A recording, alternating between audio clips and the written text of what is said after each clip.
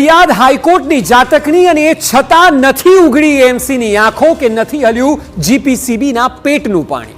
શાસકોના આંખ આડા કાન કહો કે પછી જવાબદારીમાંથી છટકબારી, પરંતુ અમદાવાદની આન બાન શાન સમી સાબરમતી આજે અસ્તિત્વની લડાઈ લડી રહી છે। સાબરમતીના પાણીને દૂષિત કરવાનો ખુલ્લેઆમ ચાલી રહ્યો છે ખેલ।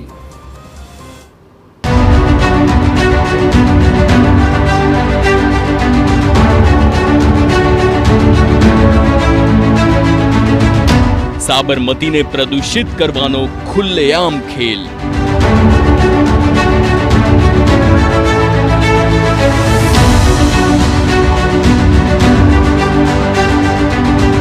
साबरमती में छोड़ाई रहेला पापनो पर्दाफाश।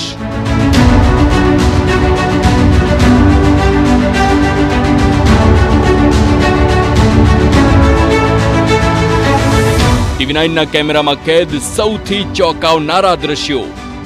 साबरमती नदी ने आखरे कोण प्रदूषित करी रह्यु छे, कोण केमिकल माफियाओ छे के जेना हाथ आ केमिकल थी धोवायेला छे अने साबरमती नदी प्रदूषित थई रही छे।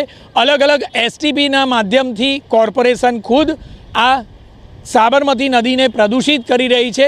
एसटीपी ना जे आ दृश्यों छे ते सौ प्रथम बतावीशुं के 1 અને 2 बंने एसटीपी जे छे ते आजूबाजू में आवेला बंने एसटीपी ना पाणी कॉर्पोरेशन खुद छोड़ी रह्यु छे। आ उपरांत जोईए तो अन्य जे आउटलेट छे के जेना द्वारा साबरमती नदी ने प्रदूषित करवामां आवी रही है तेना पण दृश्यों बतावीशुं के आखरे मात्र आ 2 जे कॉर्पोरेशनना एसटीपीना जे आउटलेट छे तेना सिवाय जे अलग अलग एसोसिएशनना जे आउटलेट छे तेना दृश्यों छे। आ ज्यारे वाड़ चीभड़ा गळे तो फरियाद कोने करवी? टीवी9 गुजरातीए साबरमतीमां छोड़ाई रहेला पापनो पर्दाफाश कर्यो छे અને આશા રખાઈ રહી છે કે આ જોયા બાદ કુંભકર્ણની નિંદ્રામાં પોઢેલા તંત્રને ભાન થશે કે તે કેટલું મોટું પાપ ખુલ્લેઆમ કરી રહ્યું છે। ટીવી9ના કેમેરામાં કેદ થયેલા દ્રશ્યો ચોંકાવનારા છે, ચિંતા ઉપજાવનારા છે।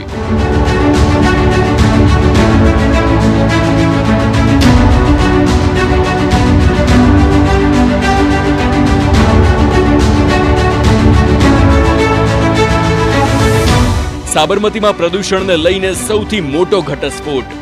औद्योगिक एकमोना प्रदूषण मुद्दे स्फोटक अहेवाल। प्रदूषणना पापीओ बेफाम, प्रकृति साथे छड़े चौक छेड़खानी। गुजरात हाईकोर्टनी फटकार, छता साबरमती में ठलवाई रह्यु छे प्रदूषित पाणी। प्रदूषणना पापीओ बे रोकटोकपणे नदी में केमिकल युक्त पाणी ठालवी रह्या छे। पवित्र नदी ने अत्यंत प्रदूषित करनारा एकमों पर तंत्र पण मेहरबान छे। जुओ ए 7 पॉइंट ज्यांथी कॉर्पोरेशन अने अन्य इंडस्ट्रीज सतत प्रदूषित पाणी छोड़ी रही छे अने साबरमती नदी में वही रह्यो छे केमिकल युक्त पाणीनो धोध। सौ प्रथम तो प्रथम जे आउटलेट छे ते मेगा लाइननु छे के जे मेगा लाइन मांथी आखरे अलग अलग फैक्टरीओ द्वारा पाणी छोड़वामां आवतुं होय छे। केमिकलनुं पाणी छोड़ातुं होय छे, तेने ट्रीट करीने छोड़वामां आवतुं होવાનો તેઓ દાવો કરતા હોય છે, પરંતુ હકીકતમાં તેનો રંગ જ કહી રહ્યો છે કે કોઈ પણ પ્રકારે પાણી ટ્રીટ કરવામાં આવતું નથી। વટવા, ઓઢવ, નારોલ, નરોડા, કઠવાડા સહિતના વિસ્તારોમાં જે ઔદ્યોગિક એકમો આવેલા છે તેના પાણી સાબરમતીમાં બેફામ રીતે, બેરોકટોક રીતે છોડવામાં આવી રહ્યા છે અને આ પાણી આખરે ક્યારે ટ્રીટ કર્યા બાદ ઠલવાશે તે સૌથી મોટો પ્રશ્ન બની રહ્યો છે। સતત વધી રહેલા આ પ્રદૂષણના કારણે હવે સાબરમતી દૂષિત થઈ રહી છે અને દૂષિતમાં પણ જાણે કે અમદાવાદ શહેરનો અલગ અલગ શહેરમાં જે પ્રકારે ક્રમ આવતો હોય તેમ દૂષિત નદીમાં પણ સાબરમતીનો ક્રમ અગ્રેસર આવી રહ્યો છે। पाणी निकालना तमाम स्थळोएथी दूषित अने केमिकल युक्त पाणी निकली रह्युं छे। साबरमतीमां प्रदूषण मुद्दे जीपीसीबीनी कामगीरी सामे गंभीर सवालो उभा थई रह्या छे। कॉमन एफ्लुएंट ट्रीटमेंट प्लांट एटले सीईटीपी मांथी ट्रीट कर्या वगर पाणी छोड़ाई रह्युं छे। सीईटीपी मांथी ट्रीट कराया बाद मेगा पाइपलाइन थकी पाणी छोड़वामां आवे छे, परंतु कोई पण जातनी चकासणी वगर नदीमां प्रदूषित पाणी ठलवाई रह्युं छे અને આ તેનો પુરાવો છે। આ દ્રશ્યો કહી રહ્યા છે કે સાબરમતીમાં પ્રદૂષણને રોકવા એએમસી તંત્ર સંપૂર્ણપણે નિષ્ફળ છે। અન્ય નદીઓની અંતે વાત કરીએ આપણે, નરોડામાં 524 અને નારોલમાં 464 એકમો, મેગાના કુલ 7 એસોસિએશનના 1094 યુનિટ, વટવા વિસ્તારના 674 ઔદ્યોગિક એકમ, નરોડા વિસ્તારમાં 180 ઔદ્યોગિક એકમ, ઓઢવ વિસ્તારના 96 ઔદ્યોગિક એકમ. આ એ એકમો છે જે સાબરમતીમાં પ્રદૂષિત પાણી ઠાલવી રહ્યા છે. મેગાના જે 7 એસોસિએશનની વાત છે તેની પણ TV9 પાસે છે જાણકારી. Naroda enviro private limited, Reliance Industries, Odhav enviro private limited, Odhav green enviro private limited, Gujarat Vepari Mahamandal, green environment service cooperative society, Narol dyestuff એન્વાયરોનો સમાવેશ છે. સાબરમતીમાં જ્યારે આ પ્રકારનું પાપ થતું હોય ત્યારે પર્યાવરણવિદો પણ સવાલ પૂછે છે કે કેમ આકરા પગલાં ભરાતા નથી. સરકાર પોતે, ટાસ્કફોર્સ કમિટી અને એએમસી પોતે એફિડેવિટ કરીને કહે છે કે પાણી પ્રદૂષિત છે, તો પછી આઉટલેટને સીલ કેમ નથી કરવામાં આવતા? કોઈ પણ નાના નાના એકમોમાં તો તમે દંડ પણ કરો છો, કરવો પણ જોઈએ, કારણ કે વોટર એક્ટ, એર એક્ટ પ્રમાણે જોગવાઈ છે ને કોઈ ગુનો કરતો જ કરવો જોઈએ. પણ આટલા મોટા પ્રમાણમાં આખી નદી પ્રદૂષિત કરે છે. અમદાવાદની 1 કરોડની વસ્તી અને 120 કિલોમીટર લાંબી સાબરમતી નદીના કિનારે 2 બાજુ ગામો આવ્યા છે. એટલા લોકોને નુકસાન થતું હોય તેમ છતાંય કોઈ કડક પગલાં કેમ નથી લેવાતા? આ દ્રશ્યો પ્રદૂષણનો પુરાવો છે.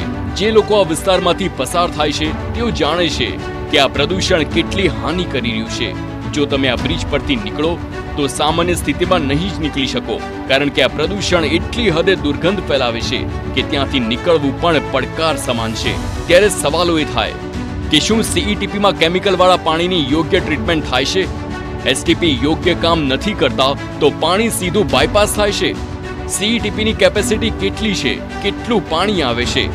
કેટલું ટ્રીટ થાય છે? કેટલું બાયપાસ થાય છે? 2023 બાદ ટાસ્ક ફોર્સ રિપોર્ટ આપતી નથી તો કોર્ટનું ધ્યાન કેમ ન દોરાયું? CETP બરાબર કામ કરે છે તેવા GPCBના રિપોર્ટ ખોટા છે? ઉદ્યોગો ટ્રીટ કર્યા વગરનું પાણી મેગાની લાઇનમાં કેમ નાખે છે? ઉદ્યોગો કેમિકલયુક્ત પાણી સીધું નદીમાં ઠાલવે છે તો GPCB શું કરે છે? બેફામ પ્રદૂષણ ફેલાવતા એકમો સામે કેમ પગલાં નથી લેવાતા? આ પ્રદૂષણના ભાગીદારો ઘણા છે. હવે લોકોએ જ જાગૃત થવાની જરૂર છે. આઉટલેટ સીલ કરવા સુધીના કડક પગલાં હાઈકોર્ટે લેવા જોઈએ, હું તેવું માનું છું. અને તો જ લોકો જાગશે. અને લોકો પ્રેશર નહીં કરે ત્યાં સુધી હાઈકોર્ટનું ડિરેક્શન ગમે ત્યાં આવે કશો ફરક નહીં પડે. અને લોકોને જગાડવા માટે એમના ઘરમાં પાણી નાખવા જ પડશે અને તો જ આ થશે. એવું કડક રીતે હું માનું છું. આ દુઃખદ ઘટના છે, અઘરું છે, પણ લોકો જાગૃત થાય એમ જ નથી. તમે એના મહાઆરતીમાં જાઓ છો પણ પછી નદીનું શું થાય છે એ કંઈ કરતા નથી. એટલે લોકોને જાગૃત કરવા હોય તો આવા કડક પગલાં લો તો લોકો જો આવશે, બહાર રસ્તા પર આવશે તો જ આ તંત્ર જાગશે. બાકી હાઈકોર્ટના ગમે તેટલા ડિરેક્શન આવશે, સુપ્રીમ કોર્ટના ગમે તેટલા ડિરેક્શન આવશે, NGTના ગમે તેટલા ડિરેક્શન આવશે, આ તંત્રોને કંઈ થવાનું નથી અને લોકોને રામ રાજ્યને પ્રજા સુખી જેવું છે. જો આપણે આપણા લોકમાતાની ચિંતા નહીં કરીએ તો આ ચિંતા કોણ કરશે? જો આપણે જ આપણી જીવાદોરીને ટૂંકાવવાનો પ્રયાસ કરીશું તો ભવિષ્યની પેઢીને શું ભેટ ધરશું? અમારો આ પ્રયાસ સાબરમતીને બચાવવાનો છે, સામાજિક જવાબદારી અદા કરવાનો છે. હવે તંત્રએ નિર્ણય કરવાનો છે કે તેઓ સાબરમતીને સંકટમાંથી ઉગારવા શું કરવા ઈચ્છે છે. હાઈકોર્ટ હવે મક્કમ છે. કોર્પોરેશન કેટલેક અંશે પોતાની દોષનો ટોપલો ઠાલવી રહ્યું છે તો GPCB આ જ મામલે કોર્પોરેશનને જવાબદાર ઠેરવી રહ્યું છે. બંને વિભાગો દ્વારા આખરે એક વચગાળાનો રસ્તો કાઢવામાં આવ્યો કે અલગ અલગ નામે મેગા અને CETPના નામે એસોસિએશનને આ બાબતની જવાબદારી સોંપવામાં આવી, પરંતુ આ જવાબદારી આ ખાનગી એસોસિએશનને કેટલી યોગ્ય ગણાય? આખરે તેને આ તમામ વિભાગોમાં જવાબદાર કોને ઠેરવવા તે સૌથી મોટો પ્રશ્ન છે. કેમેરામેન અરવિંદ સોલંકી સાથે જિજ્ઞેશ પટેલ, TV9 અમદાવાદ.